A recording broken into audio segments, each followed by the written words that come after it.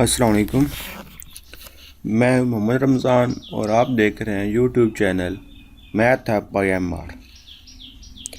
जैसा कि हमने MTH 100 जनरल मैथमेटिक्स के लेक्चर सीरीज स्टार्ट की हुई है, तो आज आप लोगों के लिए मैं टॉपिक नंबर 4 लाया हूँ, जिसमें फर्स्ट ऑफ ऑल है आपके पास sequences and series. Lecture start करने से पहले डिस्क्रिप्शन में मेरे व्हाट्सएप ग्रुप का लिंक मौजूद होगा, आप लोग ग्रुप ज्वाइन कर सकते हैं और कोई भी क्वेश्चन हो तो आप मुझसे ग्रुप में या फिर कमेंट सेक्शन में पूछ सकते हैं। स्टार्ट करते हैं। आपके पास first of all sequence and series है। डेफिनेशन है, सीक्वेंस किसे कहते हैं? Rows of numbers are called sequence and the separate numbers are called term of sequence. इसको थोड़ा मैं डिफाइन करता हूँ। तो यहाँ पर वो आपको बात कर रहा है सीक्वेंस की, कि सीक्वेंस क्या होता है।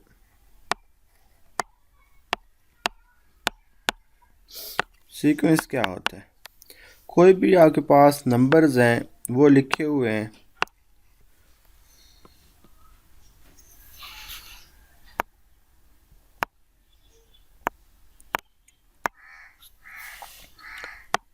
सीक्वेंस है आपके पास।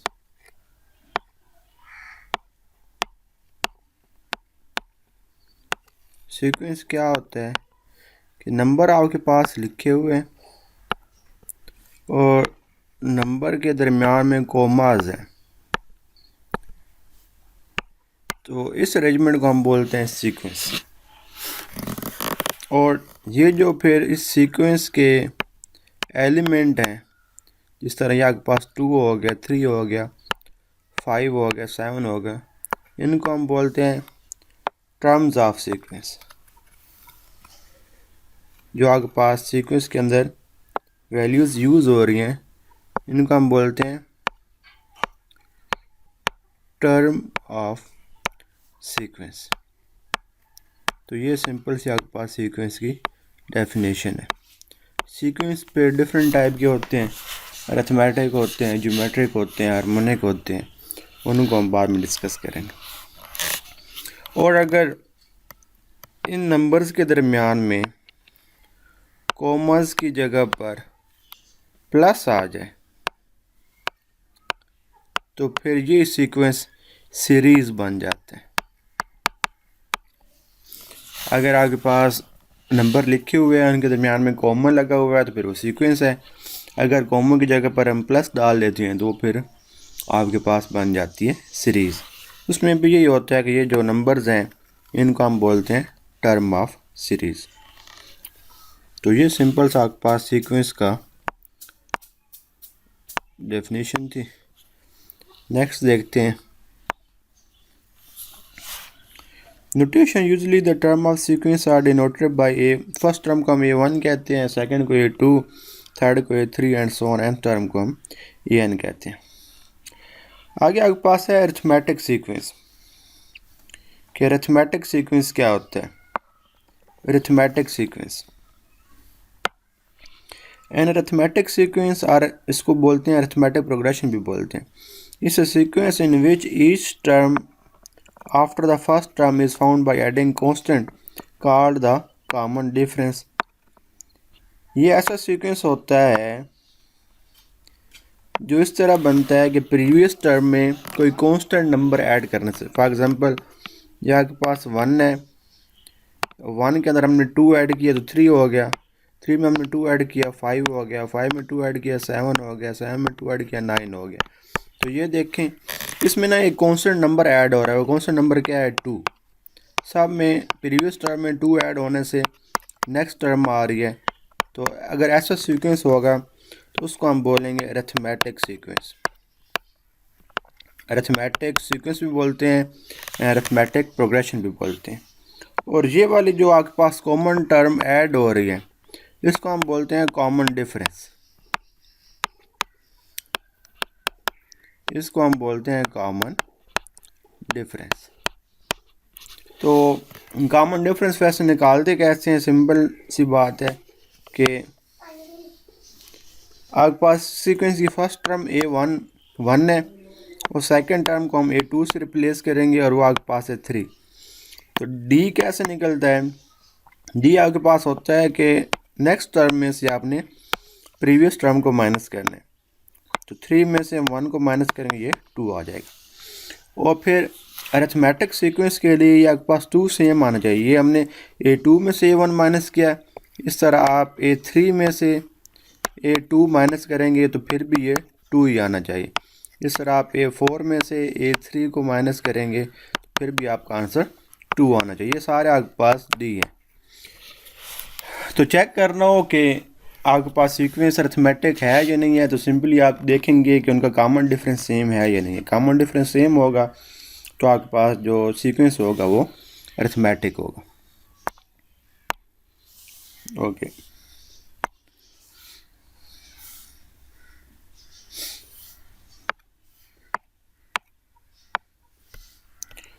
The individual definition of an arithmetic sequence has the form.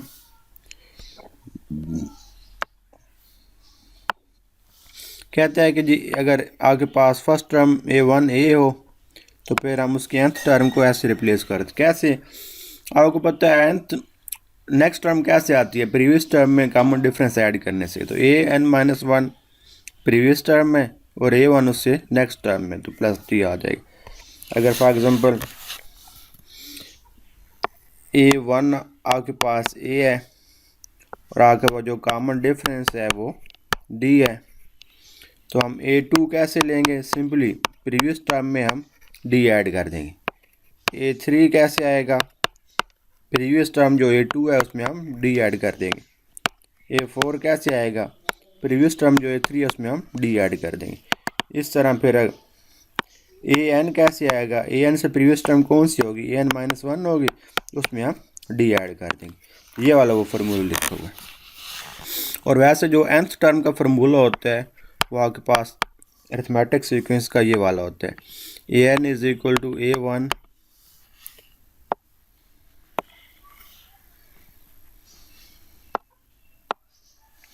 A1 plus n-1 into D। यह आपके पास nth टर्म का फार्मूला होता है। यानी कि अगर आपको A1 गिवन हो और D गिवन हो तो आप कोई भी वैल्यू फाइंड कर सकते हैं। कोई भी वैल्यू मीन आपको n की वैल्यू गिवन होगी। फॉर एग्जांपल n आपको 7 गिवन हो तो आप फिर A7 की वैल्यू फाइंड कर सकते हैं, यानी कि n की जगह पर आप 7 पुट कर देंगे तो ये आपके पास आ जाएगा A1 + 6D। तो आपको A1 की वैल्यू पता होगी, D की वैल्यू पता होगी, यहाँ पर पुट करके आप A7 की वैल्यू फाइंड कर सकते हैं। ओके, नीचे वही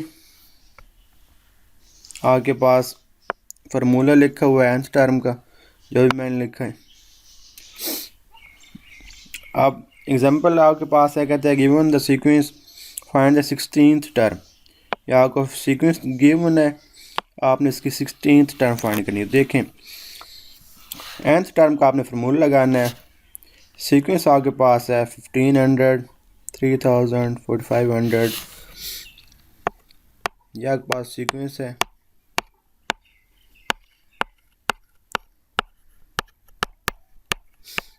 और आपने A16 फाइंड करना है, यानी कि 16 टर्म आपने फाइंड करनी।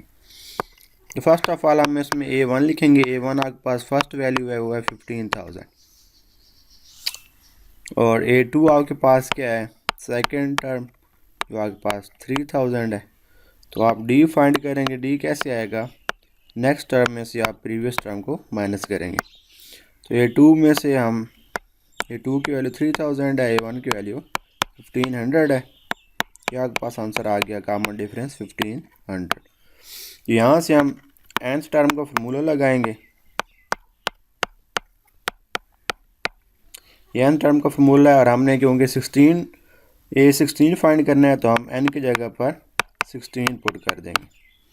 ये आपके पास n की जगह पर 16 आ गया। A1 की वैल्यू भी पुट कर देते हैं, वो आपके पास 1500 है, प्लस n की जगह पर 16 आ गया -1, और D की वैल्यू हम पुट कर देते हैं। D आपके पास क्या है? 1500 आया। तो इसको हम सोल्व करते हैं। तो ये A16 = 1500 प्लस 16 में से 1 माइनस हुआ तो 15 आ गया इंटू 1500। तो आप क्या करेंगे, ये 1500 को 15 से मल्टीप्लाई करके उसमें 1500 ऐड कर देंगे तो आपके पास 116 की वैल्यू आ जाएगी।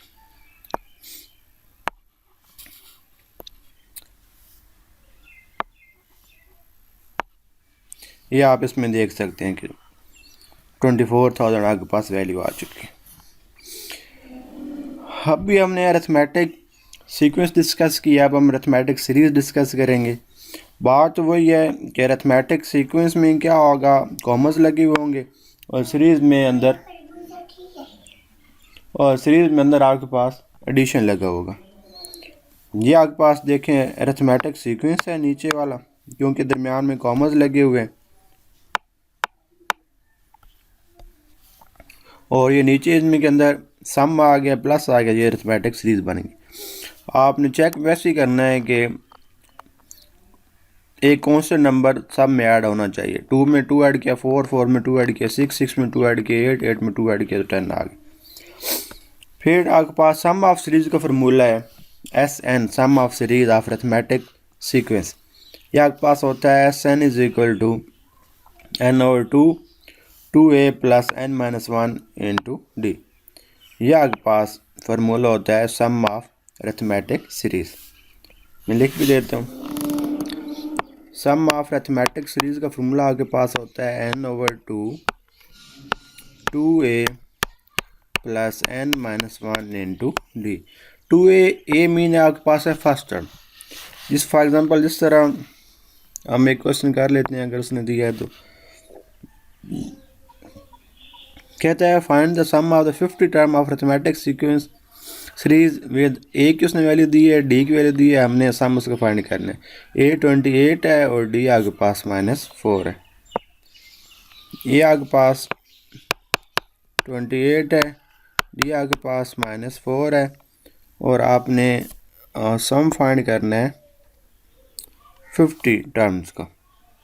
तो जितने टर्म्स हैं वो आपके पास n की वैल्यू है, तो हम अपनी वैल्यूज पुट कर देते हैं। n की जगह पर 50 आ गया, n की जगह पर 50 आ गया। 2a की वैल्यू 28 है, n की जगह पर 50 आ गया, और d की वैल्यू आपके पास -4 है। 50 को 2 पर डिवाइड करेंगे 25, ये आपके पास 56 आ गया, ये आपके पास 49 आ गया इंटू -4। -4 को मल्टीप्लाई करते हैं 49 के साथ,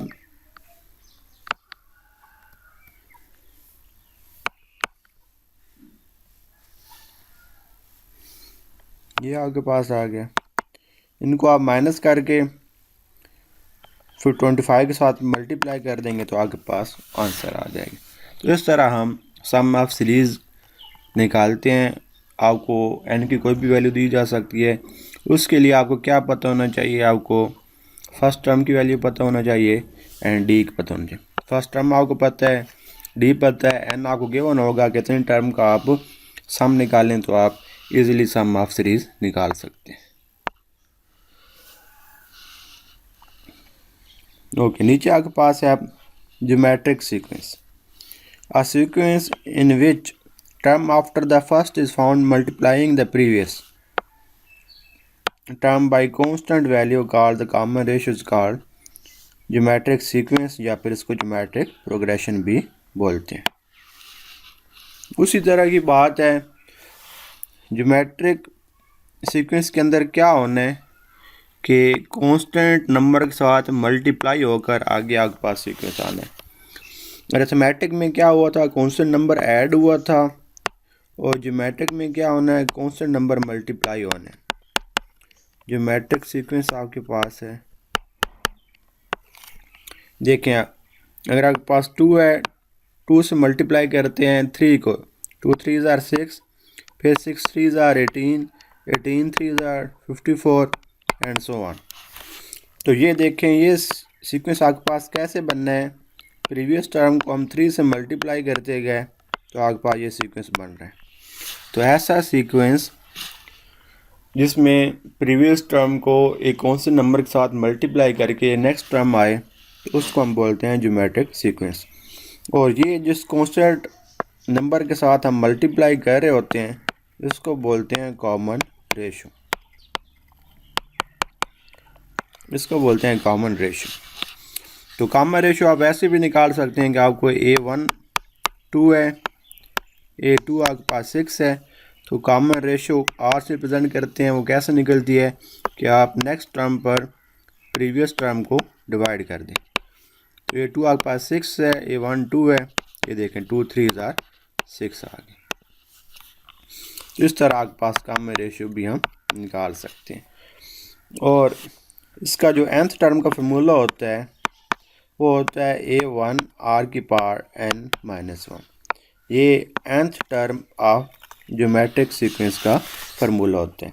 इसका मतलब है कि यहाँ पर आप कोई भी टर्म फाइंड कर सकते हैं, उसके लिए आपको फर्स्ट टर्म की वैल्यू पता होनी चाहिए और कॉमन रेशो पता होना चाहिए।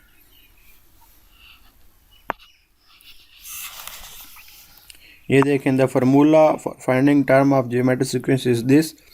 इसमें उसने ए कहा है, ए का मतलब वही है कि ये फर्स्ट टर्म है।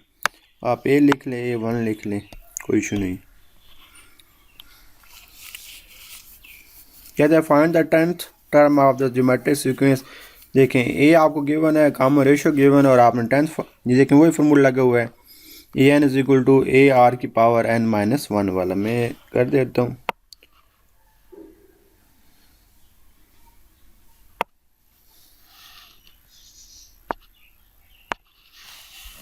देखें आपके पास A की वैल्यू थी 2000, R आपके पास था 1/2 और आपने 10th टर्म फाइंड करनी है, यानी n की वैल्यू 10 है।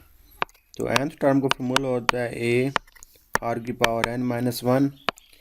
10th टर्म आपने फाइंड करनी है, n की वैल्यू 10 पुट कर देंगे, या आपके पास 2000 आ गया, R की वैल्यू 1/2 है और n की वैल्यू 10-1 होगा। आपके पास हो गया 2000 1/2 की पावर 9, ये हो गया 2000 1 की पावर 9 1 हो गया, 2 की पावर 9 लेकर यहाँ पर आप आंसर लिख देंगे और फिर आप डिवाइड करवा लेंगे, तो ये आपके पास A10 की वैल्यू आ जाएगी। जिस तरह हमने अरिथमेटिक के लिए सम ऑफ सीरीज़ का फार्मूला पढ़ा था, इस तरह हम ज्योमेट्रिक के लिए भी पढ़ेंगे। ज्योमेट्रिक के लिए क्या होगा, सीरीज़ क्या होगी कि उसके अंदर कॉमन जगह पर प्लस का निशान आ जाएगा, सिंबल आ जाएगा, और निशानदेही वैसे ही करेंगे कि कांस्टेंट टर्म के साथ मल्टीप्लाई होकर आगे आपकी सारी सीरीज़ बनेगी।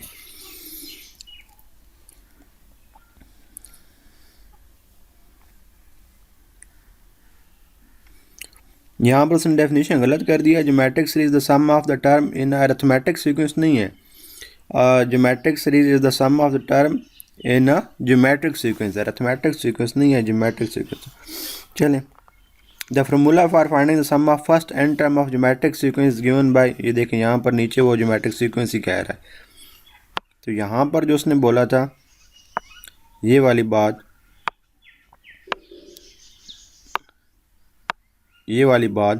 ये ज्योमेट्रिक सीक्वेंस होनी है, यहाँ पर अरिथमेटिक सीक्वेंस नहीं होनी।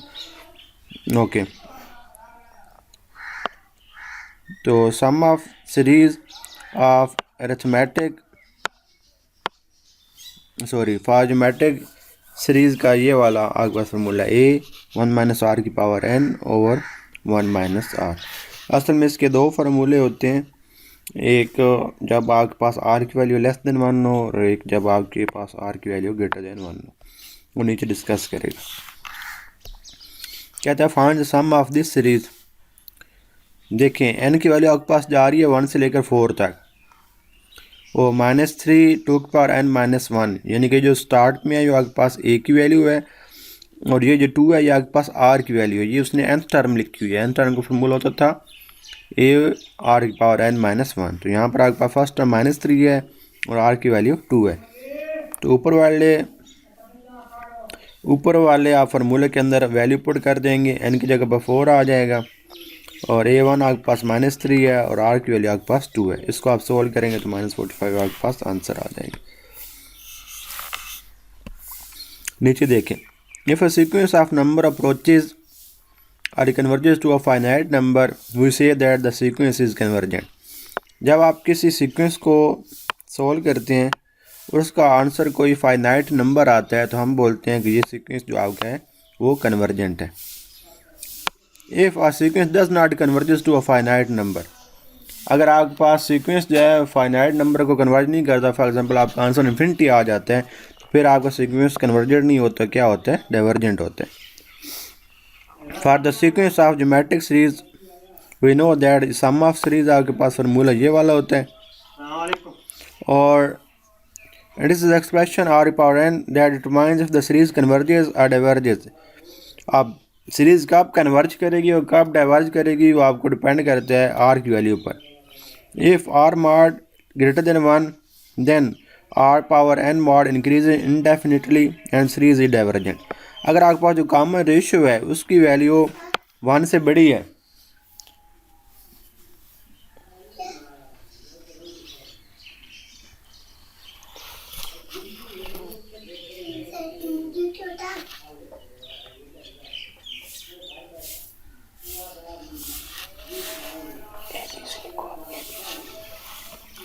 अगर आपके पास आर की वैल्यू जो है वो ग्रेटर देन 1 है, common ratio of greater than 1 है, देन आपका जो सीक्वेंस होगा या सीरीज़ होगी वो डाइवर्ज करेगी। ये आपके पास इंपॉर्टेंट एमसीक्यूज भी है। और जब आपके पास आर की वैल्यू लेस देन 1 होगी, यानी कि आपका जो कॉमन रेशियो है उसका आंसर लेस देन 1 होगा, 1 से छोटा होगा, देन आपका जो सीरीज़ है वो कन्वर्ज करेगी। और अगर आपके पास कोई ऐसी सीरीज़ है, इनफाइनाइट सीरीज़ है, इनफाइनाइट सीरीज़ मतलब ये है कि आपको ये नहीं पता कि वो कहाँ तक एंड और इसके अंदर कितनी टर्म्स हैं, अनलिमिटेड टर्म्स हैं, तो फिर हम उसका सम कैसे निकालते हैं। ये इनफाइनाइट सीरीज़ का सम का फॉर्मूला होता है a/1 माइनस आर। या आपके पास इनफाइनाइट सीरीज़ का फॉर्मूला होता है। देखें नीचे उसने क्वेश्चन दिया हुआ है इनफाइनाइट सीरीज़ का, देखें समेशन कहाँ तक जा रहा है, 1 से लेकर इन्फिनिटी तक जा रहा है, तो ये आपके पास इनफाइनाइट सीरीज़ है, जिस पर आप ये वाला फार्मूला लगाएंगे s infinity is equal to a/1 minus r. यहाँ पर आपके पास a की वैल्यू 35 है, r की वैल्यू -1/4 है, जो स्टार्ट में होती है वो a की वैल्यू है, और जिसकी पावर n-1 होती है वो आपके पास r की वैल्यू होती है। a आपके पास 35 है, r आपके पास -1/4 है, तो आप सम ऑफ इनफाइनाइट सीरीज़ का फार्मूला लगाएंगे a/1 माइनस आर। एक की जगह पर आपके पास वैल्यू आ गई 35 और आर की जगह पर आ गया -1/4। इसको आप सॉल्व करेंगे तो आपके पास 28 आंसर आ जाएगा। तो ये था आपका टॉपिक सीक्वेंस एंड सीरीज़ का। नेक्स्ट टॉपिक में हम मिलेंगे इंशाअल्लाह ताला कॉम्बिनेशन एंड परमुटेशन के साथ। इस टॉपिक में अगर आपको कोई कन्फ्यूजन हो, कहीं पर भी कोई इशू हो, तो आप मुझसे कमेंट सेक्शन में पूछ सकते हैं, या फिर आप डिस्क्रिप्शन में मौजूद मेरे व्हाट्सएप ग्रुप का लिंक ज्वाइन करके मेरे व्हाट्सएप ग्रुप में मुझसे डिस्कस कर सकते हैं। अगर आपको वीडियो अच्छी लगी हो तो मेरे चैनल को लाइक एंड सब्सक्राइब करना ना भूलें। अपना बहुत सा ख्याल रखिएगा। Thank you. अल्लाह हाफिज़।